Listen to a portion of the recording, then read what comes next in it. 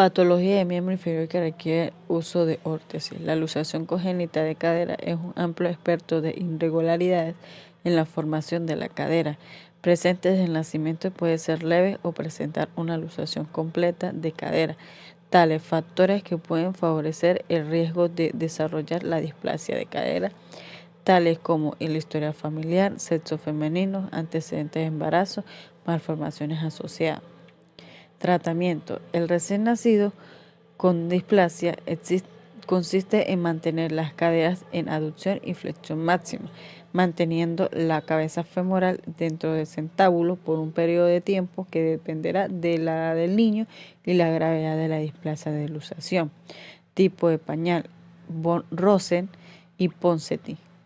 La órtesis consta de una almohadilla rectangular semirrígida y acolchonada con sus extremos que se colocan entre las piernas, a nivel del muslo, y un arnés con cinchas de tela para sujeción del tronco. Su función es mantener las caderas en una posición determinada de abducción y flexión, que asegura la coherencia de la articulación coxofemoral. Permite ciertos grados de movilidad en la cadera que favorecen recomendaciones del centábulo. Indicaciones: displasias de la cadera en los 2 o 3 primeros meses de vida. Precauciones de uso. Contraindicaciones: alergias cutáneas. Efectos secundarios: roce o úlceras en la piel. La luxación congénita de cadera, férula de von Rosen, consta de una estructura en la forma de H de material maleable plasticado que se forra de material blando para la piel.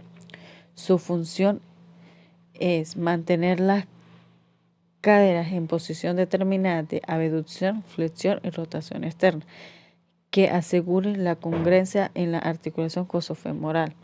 Sus indicaciones: luxaciones y subluxaciones congénitas de cadera reducidas en las que persiste en un crecimiento de mantervención en el cuello femoral y son susceptibles tratamiento quirúrgico.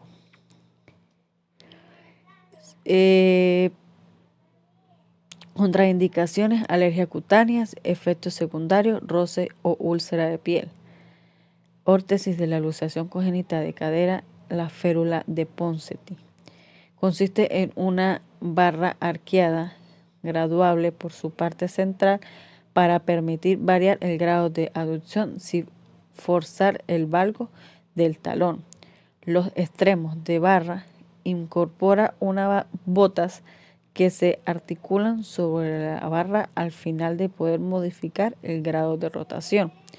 Su función es mantener las caderas en una posición determinada de aducción, flexión y rotación externa que aseguren la congruencia de la articulación de coxofemoral. La indicación es luxaciones y subluxaciones congénitas de cadera como complemento de otros tratamientos ortopédicos, yeso y quirúrgicos en luxaciones congénitas de cadera. La enfermedad de Leppertis-Calve es un trastorno de niñez que ocurre cuando interrumpen temporalmente la irradiación sanguínea a la parte esférica, como la cabeza femoral, de la articulación de la cadera y el hueso comienza a morir. El hueso debilitado se rompe progresivamente y puede tener su forma esférica. Los síntomas. Entre los signos y síntomas, la enfermedad se incluyen los siguientes: cojera, dolor o rigidez en la cadera, ingle, muslo o rodilla. La amplitud de movimiento limitada en la articulación de la cadera. Dolor que empeora con la actividad o mejorar con el proceso. Por el general, la enfermedad afecta solo en una cadera. En algunos niños, la enfermedad afecta en ambos lados de la cadera, generalmente en movimientos diferentes. Las causas. Al parecer cuando hay una poca irrigación sanguínea en la parte de la articulación de cadera que tiene como forma esférica, que es la cabeza del fémur. Si este hueso no recibe suficiente sangre, se debilita y se fractura fácilmente, aunque se ignora que provoca la producción temporal de flujo sanguíneo a la cabeza del fémur. Los factores de riesgo se pueden incluir los siguientes: la edad, el sexo de tu hijo y raza. Las complicaciones: los niños que tienen la enfermedad afrontan la mayor región de tener artritis de la cadera en la adultez, particularmente si la articulación de la cadera adquiere una forma anormal al curarse. Si los huesos de la cadera no encajan bien luego de curarse, la articulación puede gastar una forma temprana. ¿Cuándo debes consultar un médico? Programar una cita con el médico si tu hijo comienza a cojear o que se queja de dolor en la cadera, la ingle o la rodilla. Si tu hijo tiene fiebre o no puede soportar el peso de la pierna, busca atención médica de emergencia. Para el tratamiento, sigue siendo controvertido y no hay un acuerdo unánime con respecto a los beneficios entre los tipos de tratamiento conservados de quirúrgico. Los principios del tratamiento son descargar la articulación y mantener la movilidad y mantener la contención de la cabeza en el interior del centábulo para asegurar la esfericidad de la misma durante el proceso de remodelación. El genovaro es una deslineación contraria del valgo, es decir, encontramos que una rodilla se separa de la otra. Si afecta a las rodillas observando las piernas arqueadas como un paréntesis. El genovalgo está desalineándose del fémur y tibia, que provoca ser una rodilla se desvía hacia adentro y se junta contra la otra. Si te produce en ambas rodillas, ve la típica pierna en X con la cadera desplazada lateralmente, así también los tobillos. Las causas del genovaro y del genovalgo se habituales porque una persona puede sufrir estas alteraciones son postraumática, hereditaria, mecánica, estructural, consecuencias que conllevan si el ajuste de afecta solamente una pierna o afecta a las dos. Pie plano infantil. El concepto clásico de pararrella es comparar el pie con una hélice. Fue durante muchos años utilizando para realizar los soportes planos para los pies planos en la infancia. El momento de realizar el molde negativo con yeso, supinaba el retropié y se pronaba el antepié. Si se volvía a dar al pie una conformación normal, se rehacía la hélice. El pie plano del adulto puede ser producido por diferentes causas, pero la etiología más frecuente de la difusión del tendón tibial posterior, los soportamos plantares, están indicados con carácter preventivo en el estadio de la enfermedad con dos que nos encontramos con una lesión tendinosa, pero aún existen alteraciones óseas. Pie cao. En el niño, el objeto de soportes plantares se corrige el varo del talón. Supinar el antepié. Por el general se le coloca una vara de descarga retrocapital. Se utilizan cuando se intenta evitar o demorar al máximo una intervención quirúrgica. El pie cabo del adulto En general, de deformidades son poco reducibles. Con plantillas buscamos la máxima corrección. Es posible que son utilidad de cuñas pronadoras incorporadas a la plantilla para corregir el varo del talón.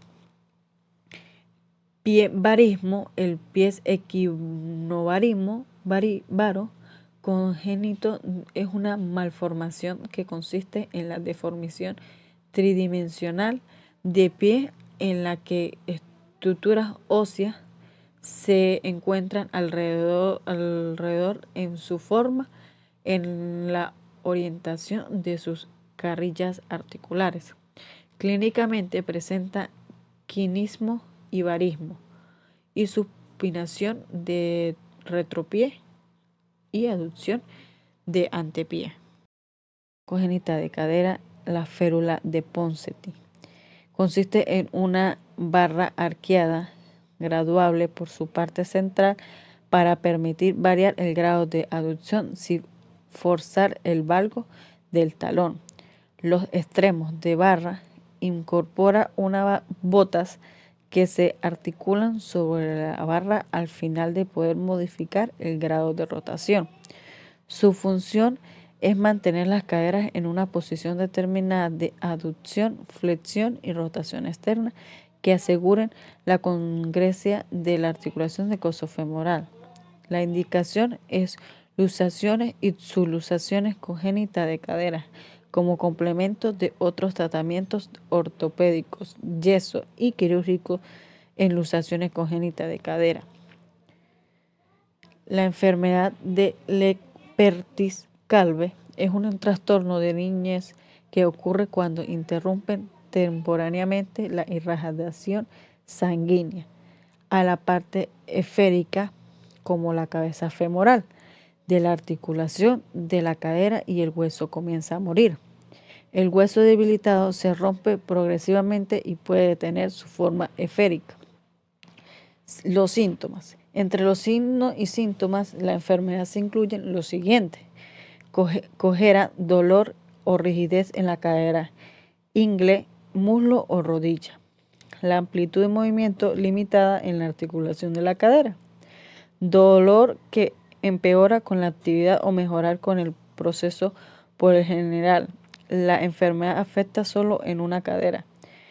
En algunos niños, la enfermedad afecta en ambos lados de la cadera, generalmente en movimientos diferentes. Las causas. Al parecer, cuando hay una poca irrigación sanguínea en la parte de la articulación de cadera que tiene como forma esférica, que es la cabeza del fémur. Si este hueso no recibe suficiente sangre, se debilita y se fractura fácilmente, aunque se ignora que provoca la producción temporal de flujo sanguíneo a la cabeza del fémur. Los factores de riesgo se pueden incluir los siguientes: la edad, el sexo de tu hijo y raza. Las complicaciones. Los niños que tienen la enfermedad afrontan la mayor región de tener artritis de la cadera en la adultez, particularmente si la articulación de la cadera adquiere una forma anormal al curarse. Si los huesos de la cadera no encajan bien luego de curarse, la articulación puede gastar una forma temprana. ¿Cuándo debes consultar un médico? Programar una cita con el médico si tu hijo comienza a cojear o que se queja de dolor en la cadera, la ingle o la rodilla. Si tu hijo tiene fiebre o no puede soportar el peso de la pierna, busca atención médica de emergencia. Para el tratamiento, sigue siendo controvertido y no hay un acuerdo unánime con respecto a los beneficios entre los tipos de tratamiento conservados de quirúrgico. Los principios del tratamiento son descargar la articulación y mantener la movilidad y mantiene la contención de la cabeza en el interior del centábulo para asegurar la esfericidad de la misma durante el proceso de remodelación. El genovaro es una deslineación contraria del valgo, es decir, encontramos que una rodilla se separa de la otra. Si afecta a las rodillas observando las piernas arqueadas como un paréntesis.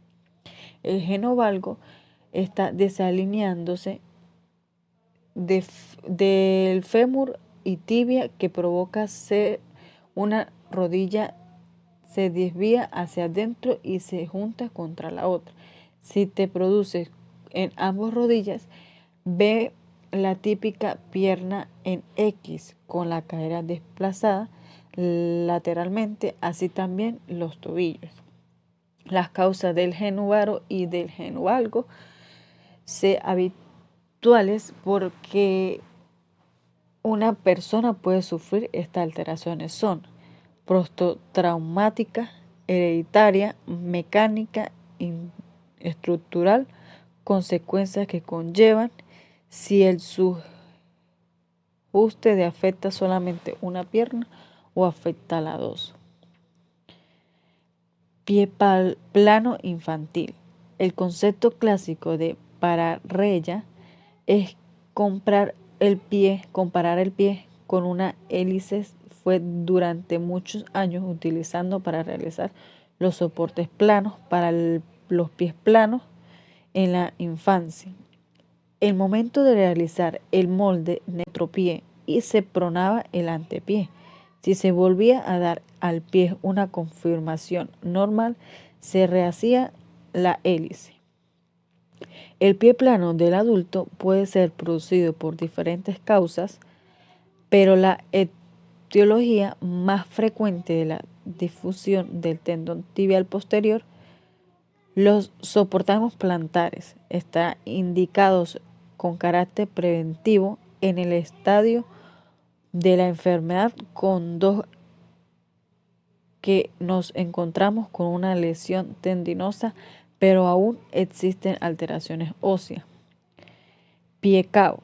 En el niño, el objeto de soportes plantares se corrige el varo del talón. Supinar el antepié. Por el general se le coloca una vara de descarga retrocapital. Se utilizan cuando se intenta evitar o demorar al máximo una intervención quirúrgica. El pie cabo del adulto, en general de deformidades, son poco reducibles. Con plantillas buscamos la máxima corrección. Es posible que son utilidad de cuñas pronadoras incorporadas a la plantilla para corregir el varo del talón. Pie varismo, el pie equinovarismo, varo congénito es una malformación que consiste en la deformación tridimensional de pie en la que estructuras óseas se encuentran alrededor en su forma, en la orientación de sus carrillas articulares. Clínicamente presenta quinismo y varismo y supinación de retropié y aducción de antepié. En este caso vamos a tratar sobre órtesis y prótesis de miembro inferior. Vamos a estar tratando que las prótesis para las extremidades deben reunir los siguientes requisitos: confortables de llevar, fáciles de poner, quitar, livianas y duraderas, estéticamente aceptables, funcionales y racionalmente sencillas de mantener, ya que nuestro paciente debe tener unas actividades diarias, las cuales uno siempre quiere lucir por lo menos lo más estéticamente aceptable, todo quiere ser confortable, y por eso es que estos son requisitos. Avances importantes los materiales más livianos, diseños con memoria elástica, memoria de energía, diseño y tecnología de fabricación de los encajes del muñón asistido por ordenador y control mediante microprocesadores de las rodillas articuladas. Las órtesis o dispositivos ortopédicos es la denominación técnica de las pérolas de nombre específico que adoptan, depende de la zona del cuerpo a la que se vayan destinadas, pueden ser a la medida o estándar. Los dos tipos básicos son los dispositivos estáticos y los dinámicos. Los dispositivos estáticos son rígidos y se usan para estabilizar la parte del cuerpo debilitados o paralizadas en determinada posición. Los dispositivos dinámicos se usan para facilitar el movimiento y permitir el normal. Las órtesis para los pies, zapatos ortopédicos. Los zapatos pueden transformarse en dispositivos ortopédicos para los pies, modificándolos para acomodar deformidades, para sustentar las extremidades al caminar. Calzado ortopédico. Pueden usarse taloneras blandas o abandadas en el tobillo rígido para disminuir la fuerza de la flexión de la rodilla. ¿Qué quiere decir? Inducir una flexión plantar relativa para obligar a la extensión de la rodilla. Las plantillas ortopédicas. Las plantillas colocadas en el interior del calzado sirven para sustentar, controlar los movimientos, estabilizar la marcha, aliviar el dolor, corregir deformidades flexibles y prevenir la progresión de deformidades fijas. La órtesis para el tobillo y el pie. La órtesis de tobillo y pie, OTP, en siglas, se prescriben para la debilidad o la hiperactividad de los músculos responsables de la flexión dorsal y plantar del tobillo, de la inversión y la eversión. OTP no articuladas son las más discretas estéticamente. Aplican una fuerza flexora de rodilla durante la carga del peso, pues se colocan en posición neutral de flexión dorsal plantar y permiten la flexión plantar gradual, excéntrica en la fase de apoyo inicial. Las OTP articuladas permiten una marcha más natural y se acomodan mejor a la flexión plantar y la flexión. Lo siguiente dice: la órtesis de rodilla sostiene o controla el movimiento solamente de la rodilla, no del pie ni del tobillo. Órtesis de rodilla para las alteraciones femoropatelares aportan estabilidad medial lateral de la rodilla, controlan la desviación de la rótula durante la flexión y la extensión de la rodilla y generalmente incluyen un tirante infrapatelar como el de la enfermedad de Osgood-Schindler. La órtesis de la rodilla para control en el plano sagital controla el recurvatum con mínima estabilidad medio-lateral. Incluyen pélulas y estabilizadores de la rodilla de 3 posiciones. Órtesis de la rodilla para control de los planos frontal consiste en abrazaderas para muslos y pantorrilla unidas por barras laterales con bisagras mecánicas. Suelen ser policéntricas y remendan bien el movimiento de la articulación anatómica. Órtesis de la rodilla para control de la rotación axial aportan control angular de la flexoextensión. El movimiento medial lateral y la rotación axial se unen sobre todo en lesiones deportivas de rodilla. En cuanto a la órtesis de rodilla, tobillo y pie, dispositivos articulados para la rodilla, los dispositivos están en manojo. Es el eje de rotación de la órtesis en la línea en la que el eje de rotación de la articulación anatómica de la rodilla. La articulación mano-eje es útil para la estabilización de la rodilla. En cuanto a los dispositivos con compensación posterior, el eje de la rotación de la órtesis se alinea por detrás del eje de la rotación de la articulación anatómica de la rodilla. En cuanto a los dispositivos de la articulación policéntrica, permite movimientos de varios planos durante la flexión y la extensión. Son útiles en pacientes con artritis de rodilla.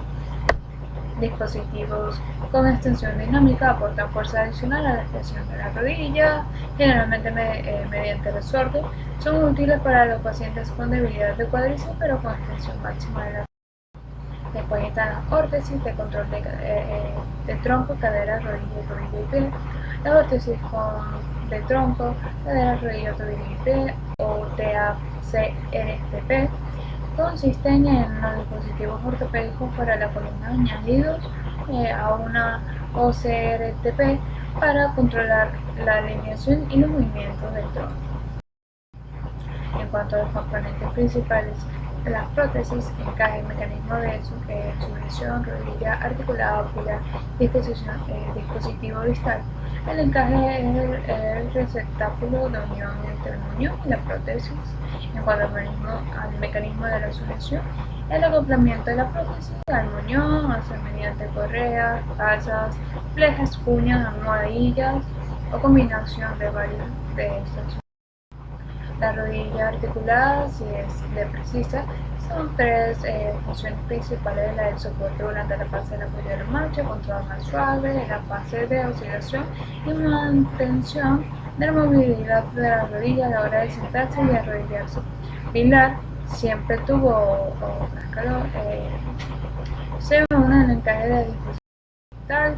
En cuanto a los dispositivos distal, normalmente en el pie, en el pie protésico, modelos, montaje de pie tobillo, montaje de mano eje, montaje de mono eje, modelo de que recoge la energía, montaje multieje. Después está la prótesis con respuesta dinámica. Esta fue la presentación de María Urbano. Gracias por su atención. Amputaciones parciales del pie. La finalidad de la prótesis en este nivel de amputación consiste en reequilibrar el pie, restablecer su estética y contribuir a mejorar el estado psicológico. Todos estos aspectos son los que se tienen en cuenta para alcanzar el éxito en situación protésica. La amputación de los dedos y de los radios. El manejo protésico. La amputación del primer dedo. El primer dedo soporta más del 50% del peso en el momento de despliegue del pie. Hoy en día se utilizan básicamente tres tipos de prótesis, que es la plantilla semirrígida. Se construye con relleno blando en el espacio vacío del primer dedo para evitar la desviación del resto de los dedos, y un fleje situado en la base de la plantilla que pasa desde el centro del talón en dirección al primer radio y por debajo del relleno que suple el primer dedo amputado. La plantilla en composite de fibra de carbono. Se fabrica con un relleno del espacio vacío del primer dedo. La elasticidad y resistencia de este material restituye el apoyo que correspondía al primer dedo y normaliza el despliegue del pie del suelo sin necesidad de colocar un refleje. La amputación el dedo protésico de silicona. Su función es principalmente estética, a no ser que se acompañe de un refuerzo para compensar el déficit funcional. La amputación Chopard. Se utilizan dos tipos de prótesis. La prótesis de borrachina tiene como objetivo mantener la porción conservada del pie en la actitud lo más fisiológica posible, controlando la tendencia al equino y al varo del muñón. La otra función es evitar las zonas de hipertensión realizando una correcta distribución de carga. Este modelo de prótesis se coloca en cualquier tipo de calzado, aunque se recomienda que sujete el retropié y contenga correctamente el empeine. La prótesis de bota es de silicona con una cozoleta rígida que soporta y controla la zona medial y lateral del talón. El resto se complementa con silicona elástica que se adhiere muy bien al encaje y permite realizar un acabado muy elástico. Las prótesis en amputaciones tibiales. Las prótesis tibiales se aplican a los amputados por debajo de la articulación de la rodilla y por encima de la articulación del tobillo. La conservación de la articulación de la rodilla permite una marcha prácticamente normal. Los tipos de prótesis tibiales. Las prótesis convencionales Actualmente este modelo se coloca en un número reducido de amputados tibiales. Ante un paciente recién amputado solo se debe pensar en una prótesis tibial con corcelete si tiene un muñón muy corto que dificulte la suspensión protésica o si tiene una inestabilidad de la marcha que pueda mejorar con el uso de un corsete femoral y unas articulaciones externas. La prótesis tibial con encaje tipo PTB, interfase del pelite y suspensión mediante rodillera. El encaje PTB consta de A, un apoyo subruptuliano, B, un contraapoyo en la pared posterior a nivel del hueco popliteo. C, unas aletas laterales que suben hasta la mitad de los cóndilos femorales. La ID, un apoyo de contacto total sobre toda la superficie del muñón, es decir, presión sobre las partes blandas del borde inferior del cóndilo medial tibial y libertad para las prominencias óseas y los tendones flexores. Prótesis en amputaciones femorales.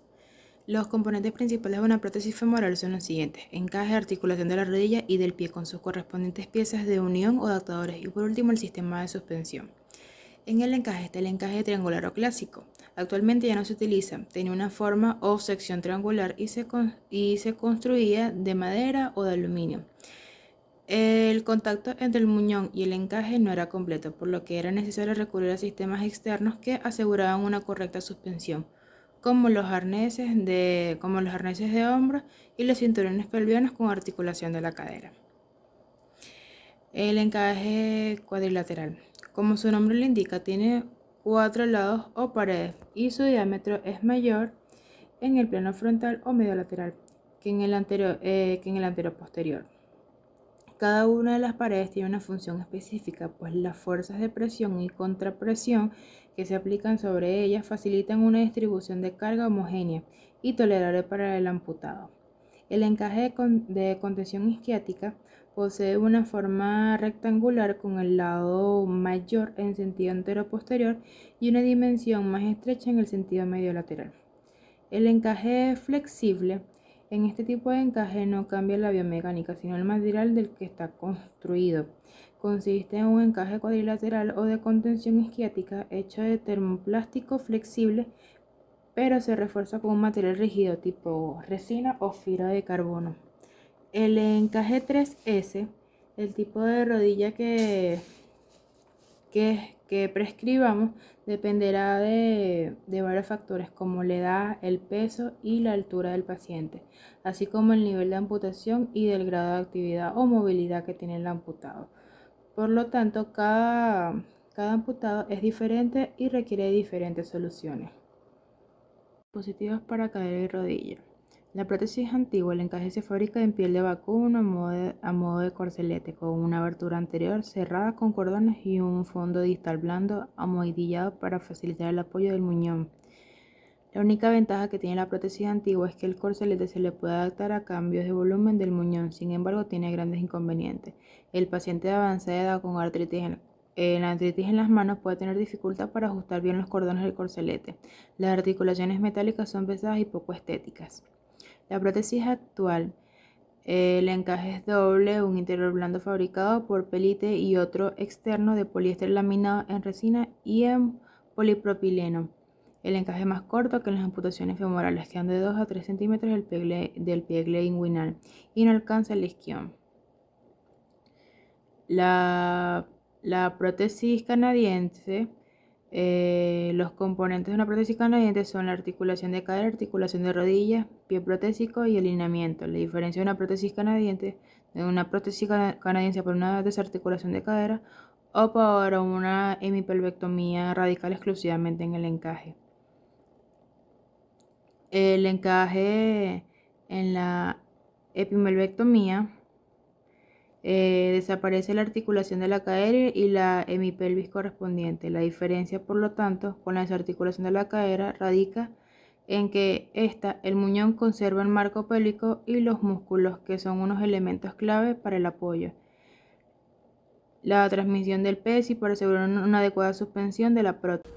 Ahora vamos a hablar sobre los aspectos generales del calzado ortopédico. Calzado profiláctico. Llevan tacón de Tomás como única modificación para los niños menores de 1 año. Se fabrican sin cambrera y para los mayores de 1 año con cambrera flexible. Calzado ortopédico especializado a la medida. Este calzado se fabrica a la medida para aquellos pacientes que no pueden usar el zapato fabricado en serie por las deformaciones o anomalías del pie.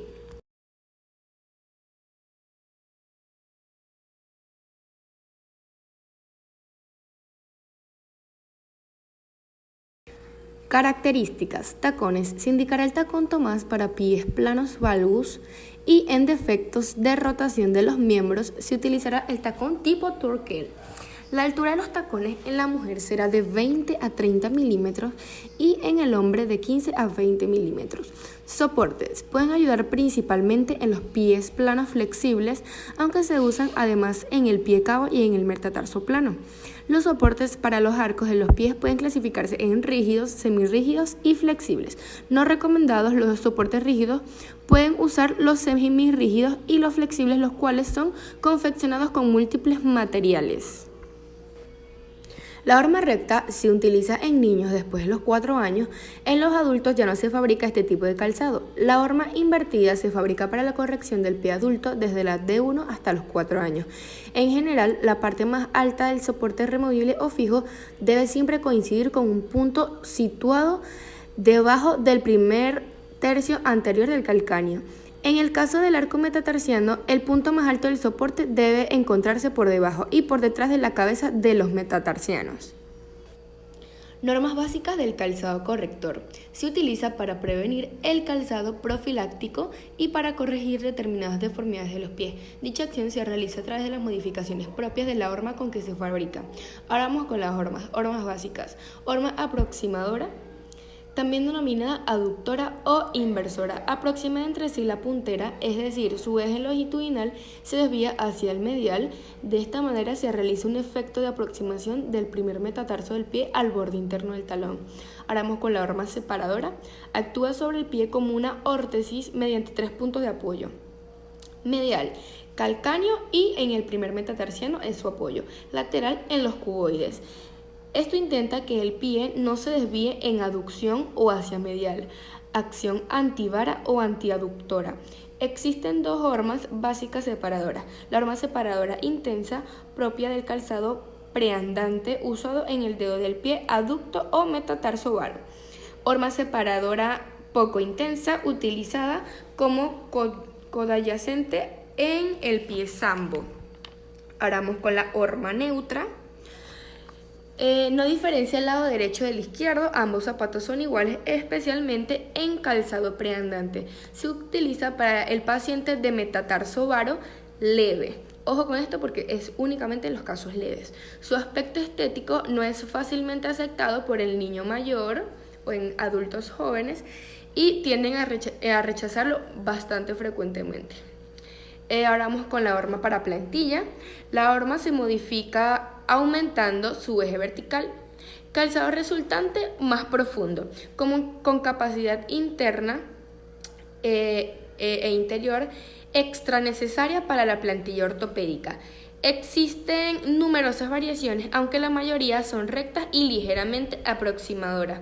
Esta horma debe ajustarse al tipo de gravedad del pie plano y al modelo de plantilla que se elija para su tratamiento.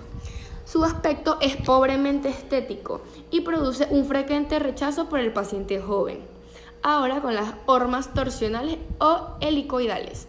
Permite que la cuña incorporada en el calzado actúe sobre el retropié sin supenar el antepié para el paciente joven.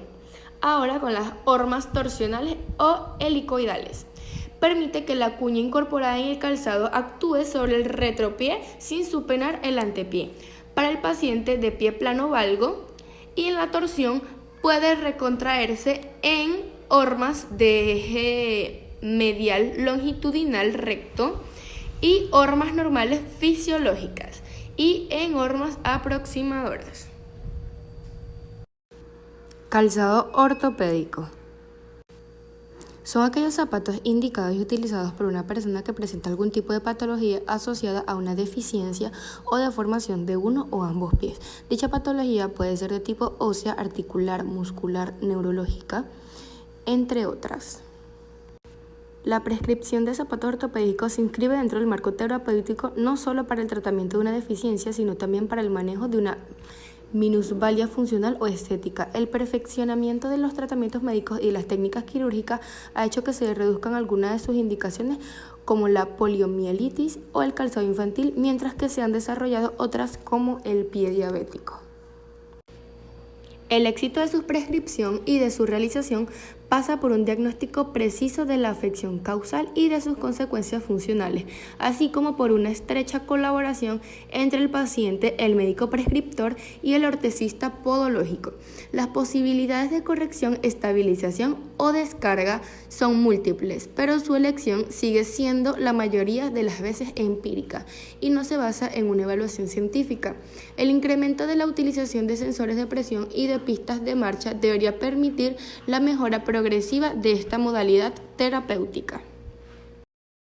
Órtesis son dispositivos o soportes y apoyos elaborados con la finalidad de brindar asistencia al sistema neuromusculoesquelético, los cuales realizan trabajos de sujeción, estabilización, alineación y corrección.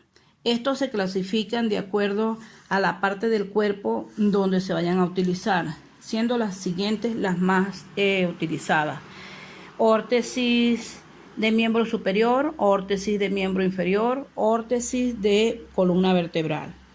La órtesis para miembro superior, tenemos que este tipo de órtesis tiene como función principal auxiliar o sustituir el esfuerzo realizado por manos, brazos y hombros. De esta manera se protegen los miembros superiores, se alivia el dolor y se puede corregir alguna deformidad preexistente ya. En cuanto a la órtesis para miembro superior, más utilizadas son las órtesis para las manos reumáticas, la órtesis para el codo, órtesis para las manos traumáticas, órtesis para el hombro. En la órtesis para el miembro inferior tenemos que este tipo de órtesis sirve como soporte para aliviar la tensión del miembro inferior ocasionada por el efecto del peso del cuerpo. Entre las más comunes tenemos la órtesis de pie plano o plantilla, la órtesis para fracturas, órtesis protectoras, órtesis estabilizadoras, órtesis correctoras. En la órtesis para miembro inferior también tenemos la órtesis antiequina. Esta órtesis está indicada para corregir la caída del pie equino, o lo que es lo mismo, el equinismo, y previene o corrige el recurvatum de rodilla. En cuanto a la órtesis para la columna vertebral, tenemos que esta se divide en dos segmentos, las cervicales y las lumbares, cuyo objetivo principal es reducir la movilidad de la columna, permitiendo así su recuperación ante fracturas, luxaciones y operaciones. Los bitutores y grandes aparatos de marcha son órtesis que protegen y estabilizan el miembro inferior durante la marcha, dependiendo de la necesidad. Pueden ser cortos, por debajo de la rodilla, o largos por encima de la rodilla. Una órtesis estabilizadora o alineadora del miembro inferior, sobre todo de la rodilla, proporciona ayuda para la marcha por medio del control que ejerce sobre las articulaciones. Calzados plantares y uso de yeso. En cuanto al calzado ortopédico, es aquel que es indicado y utilizado por una persona que presenta algún tipo de patología asociada a una diferencia o deformación en uno o ambos pies. Cuando un paciente requiere la fabricación de un calzado ortopédico a la medida, hay un protocolo de actuación que entre otras cosas conlleva a la toma de un molde de yeso de los pies del paciente y la hoja de medidas que recoge todos los datos necesarios para que se adapte correctamente a los pies del paciente y cumpla con las indicaciones que requiera o requeridas por el médico prescriptor. Reemplazo articular en miembro inferior, cimentado, no cementado e híbrido. Esto se ve en la cirugía de reemplazo total de rodilla, donde los extremos de los huesos largos de la pierna, es decir, el fémur y la tibia, generalmente se reemplazan con extremos metálicos y se coloca un implante entre ellos. Los componentes femorales y tibiales pueden fijarse al hueso con o sin cemento. La colocación de cemento en el componente tibial, mientras que se deja el componente femoral sin cemento, es una técnica híbrida. El uso del cemento en la fijación de la artropatía total de la rodilla es considerada como el valor de referencia, aunque sigue siendo un tema polémico. Tutores externos, características, indicaciones más frecuentes y complicaciones. Tenemos que los tutores externos son dispositivos utilizados en la estabilización ósea y consisten en un tutor externo que va por fuera de la piel y que se sujeta al hueso mediante agujas o tornillos. En la fijación externa tenemos también que es un método de tratamiento de multipropósitos. Es ahí justamente donde radica su versatilidad, cuando el cirujano ortopedista lo tiene a la mano y domina sus principios e indicaciones. Este se convierte en un método de tratamiento que se fundamenta en el manejo extrafocal de los fragmentos óseos como tales. Las posibilidades que brinda el método de fijación externa son las siguientes: la estabilización, la compresión, la distracción, transportación, deflexión articular y artrodiastasis.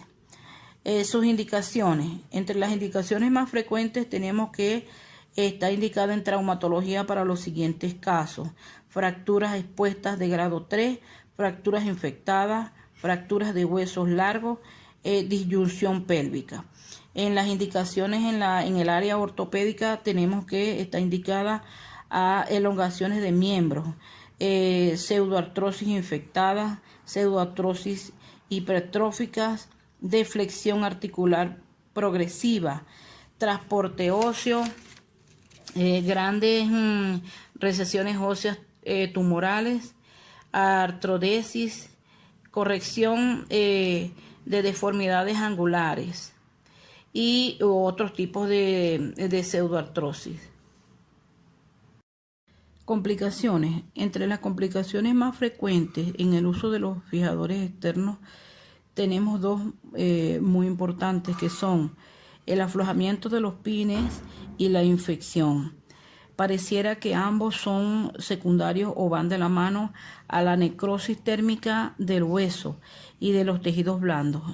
Esta resulta de la generación de calor que se presenta durante el proceso de inserción de los pines.